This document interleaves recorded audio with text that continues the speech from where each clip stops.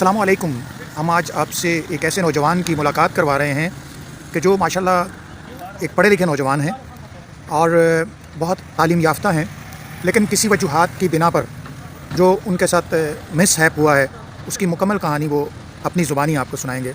तो क्या कहते हैं सर, क्या सूरत हाल बनी कि आप यहाँ पर थोड़ा सा बुलंद आवाज़ में अगर आप बताएँ, क्योंकि आप ज़रा धीमे मिजाज के हैं और धीमा बोलते हैं तो जी। अस्सलाम वालेकुम। मेरा नाम अज़हर है।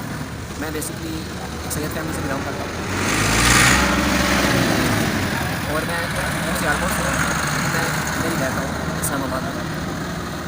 मैं मेरा 2007 में साइप्रस में एक कार एक्सीडेंट हो गया था, जिसमें मुझे ये स्पाइनल कॉर्ड इंजरी हो गई थी और तब मैं MBA कर रहा था। MBA का मैं स्टूडेंट था। उससे पहले मेरी सारी ज़िंदगी दुबई में गुजरी है, मतलब ऑलमोस्ट मेरी सारी लाइफ जो है फ़ॉरेन में गुजरी है। तो उधर जो मेरा एक्सीडेंट हुआ था, एक्सीडेंट से मुझे इंश्योरेंस क्लेम मिला। इंश्योरेंस क्लेम जो लगभग 5 लाख साइप्रस पाउंड था। तो लेकिन अंदर मेरे फूफा थे जो स्पेन होते हैं, वो आए उधर से वहाँ और उन्होंने एज ए गार्डियन मुझे कस्टडी में लिया और मुझे जर्मन ले गए और मेरा जो जितनी भी इंश्योरेंस थी उन्होंने सब हथिया ली और उन्होंने ले लिया सब कुछ। उसके बाद मुझे ला के पाकिस्तान में छोड़ दिया। मैं पाकिस्तान में खैर 2008 में आ गया था और इधर इस्लामाबाद में आया था। मेरी फूफा थी पहले, मैं उनके साथ रह रहा था। अब जो मैं दुबई में रहा और साइप्रस में, तो जो मैंने कमाया, जो मेरे पास था, उससे मैंने 11-3 में अपना घर बनाया, प्लॉट लेके अपना घर बनाया।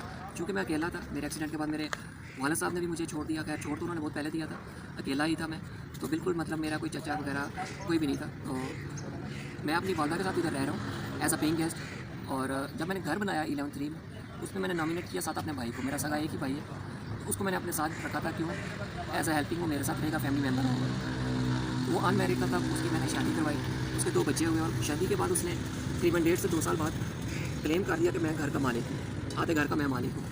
तो बाय लीगल मैं वो ठीक था, लेकिन उसमें का 1 रुपया भी नहीं था उस घर में। लेकिन 2016 में मुझे घर सेल आउट करना पड़ा। घर सेल करके मैंने खैर आधी पेमेंट उसको कर दी। तकरीबन 2.5 करोड़ का मैंने घर सेल किया था, जो 1.25 करोड़ उसके हिस्से में, 1.25 करोड़ मेरे हिस्से में आया। अब 1.25 करोड़ से मैंने इन्वेस्टमेंट, जो घर से मुझे पेमेंट मिली थी, मेरा सब कुछ यही था, उससे मैंने इन्वेस्टमेंट की F10 शोरूम यूनिक मोटर्स में।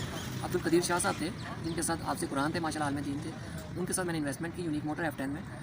तो उनके साथ मेरा सिस्टम चलता रहा, अच्छा चलता रहा। 2020-21 में मैं F10 शालीमार पुलिस स्टेशन के साथ वाले, बिल्कुल साथ वाले घर में मैं रह रहा था एज अ पेइंग गेस्ट। तो मेरे घर में चोरी हो गई थी। घर में मेरी वालदा होती हैं, वो सियालकोट गई हुई थी, मैं अकेला था अपने अटेंडेंट के साथ। तो मेरी चोरी हो गई थी, जो तकरीबन 30 से 32 लाख रुपये की मालियत की चोरी हुई थी।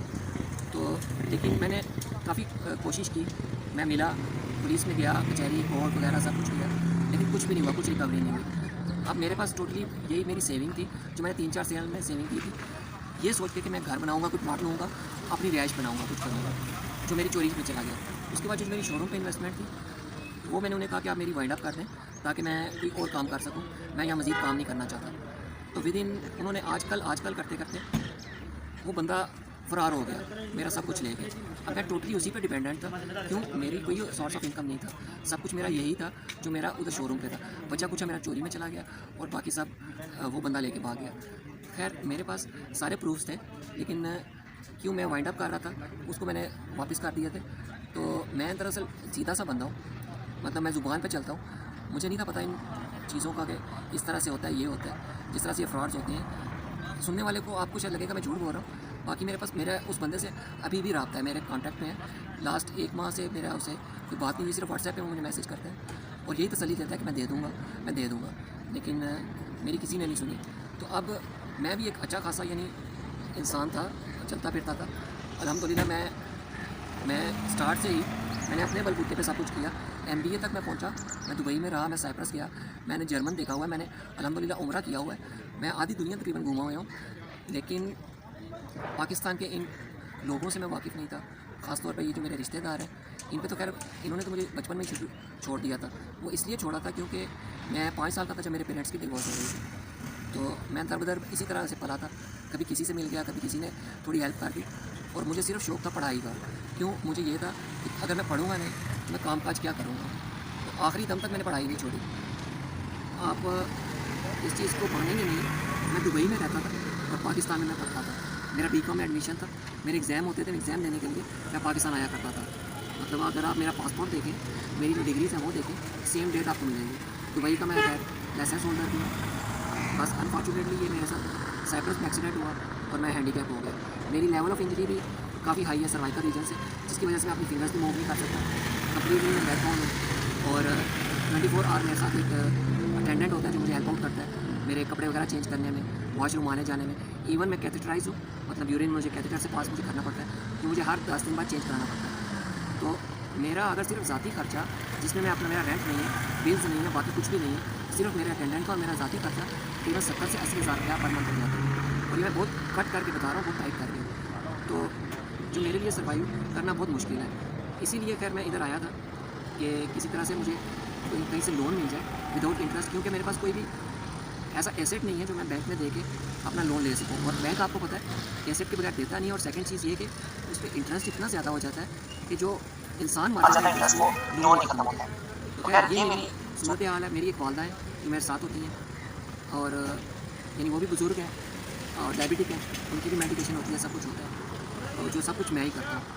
तो मैं कम्प्लीटली मतलब इस तरह से मैं ये चाहता हूँ कि आप अपना फ़ोन नंबर 2 बार ज़रा बोल कर दोहरा दें, जी मेरा अगर कोई साथी अल्लाह पाक उन्हें तौफीक दी हो और वो आपको हेल्प आउट करना चाहते हो तो वो। जी मेरा फ़ोन नंबर 0300 505 7985। मैं रिपीट करता हूँ 0300 505 7985।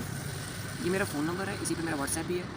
तो अगर मुझे कोई इन पर्सन मिलना चाहे मैं उससे भी मिलूँगा। और अगर वैसे कोई मुझे सपोर्ट करना चाहे, क्यों मैं इस चीज़ का कायल नहीं हूँ कि मैं मुझे भीख चाहिए, ना ही मुझे कोई चंदा वगैरह चाहिए। वैसे इंसानियत के नाते अगर आप या अगर क्यों मैं एक कुछ और तो काम कर नहीं सकता। ऑनलाइन मैं ट्रेडर बहुत अच्छा हूँ, मतलब मैं क्रिप्टो ट्रेडिंग करता हूँ, फॉरेक्स ट्रेडिंग करता हूँ, तो जो जिसमें मेरा एक्सपीरियंस भी है, सिर्फ यही घर बैठे कर सकता हूँ। और इवन के मेरे हालात ऐसे हैं, मेरा जो लैपटॉप था मैंने अपना लैपटॉप तक सेल कर दिया है। और अगर मेरा आप अब से 2 साल पीछे अगर आप जाएँ, मैं भी सेंटोरस में जाके शॉपिंग किया करता था। मेरी अपनी गाड़ियाँ थी जिनमें मैं घूमा करता था। अभी मैं टैक्सी पे आया हूँ, ठीक है, 200 रुपया मुझे किराया देना मेरे लिए बहुत मुश्किल है। अभी ये हालात है मेरे। तो वैसे मैं एक सैयद फैमिली से बिलोंग करता हूँ, सैयद पे सदका खैरात वैसे ही हराम है। तो ये मेरी एक शॉर्ट स्टोरी है। सामीन, हम ये चाहते हैं कि हमारा ये प्यारा भाई जो एक आला तालीम याफ्ता और एक अच्छे किरदार का मालिक इंसान था, अच्छे घर से ताल्लुक़ रखता था, अच्छी आमदन थी, अच्छे हालात थे, लेकिन किस्मत की सितम ज़रीफ़ी और पाकिस्तान क्योंकि नौसरबाज़ों की जन्नत है, तो ये सादा लो इंसान यहाँ एक नौसरबाज़ के हाथ चढ़ गया और इसकी सारी दौलत भी लुट गई और ज़िंदगी में ये मसाइल खड़े हो गए कि इनका एक्सीडेंट हुआ और ये पैरालाइज़ हो गए। अगर कोई साथी इनकी मदद करना चाहें तो जैसा कि इसमें टेलीफ़ोन नंबर बताया है, तो ज़रूर इस मेरे प्यारे भाई से रब्ता करें। अल्लाह तबारक व तआला आपको इसका अजर अता फ़रमाएँगे। इसी के साथ इजाज़त दीजिए। अल्लाह आपका और मेरा सबका हामी और नासिर हो।